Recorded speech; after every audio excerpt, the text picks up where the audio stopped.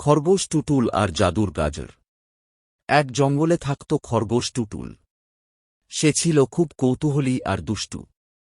একদিন জঙ্গলে ঘুরতে ঘুরতে সে একটা ঝিলের পাশে দেখতে পেল একটা চকচকে গাজর। টুটুল ভাবল, আরে, এত সুন্দর গাজর, নিশ্চয়ই খুব মিষ্টি হবে। সে গাজরটা খেয়েই ফেলল। কিন্তু গাজরটা ছিল জাদুর। গাজর খাওয়ার সঙ্গে সঙ্গে টুটুল হঠাৎ দেখতে পেল সে কথা বলতে পারছে মানুষের মতো, আর তার কান দুটো ঘুরে গেছে পাখার মতো। টুটুল খুব খুশি। সে উড়তে পারছে। সে উড়ে উড়ে সবার বাড়ি ঘুরে বেড়াতে লাগল, বানর মুনার সঙ্গে খেলল, হাতি জামুর সঙ্গে হাওয়ায় ঘুড়ি ওড়াল।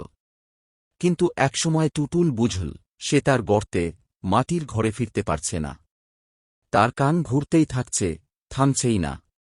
সে তখন গেল বুদ্ধিমান পেঁচা দাদুর কাছে। পেঁচা দাদু বলল, জাদুর জিনিস খাওয়ার আগে ভাবতে হয়। একটুখানি মজা করতে গিয়ে যদি নিজের স্বাভাবিক জীবন হারিয়ে ফেল, তবে কি লাভ? টুটুল লজ্জা পেল। পেঁচা দাদু তাকে একটা বিশেষ পাতা দিল খেতে, যেটা খাওয়ার পর টুটুল আবার আগের মতো হয়ে গেল। সে এবার ঠিক করল আর কখনো না ভেবে কিছু খাবে না। গল্পের শিক্ষা: অপরিচিত বা জাদুর জিনিসে আকৃষ্ট না হয়ে আগে চিন্তা করা দরকার।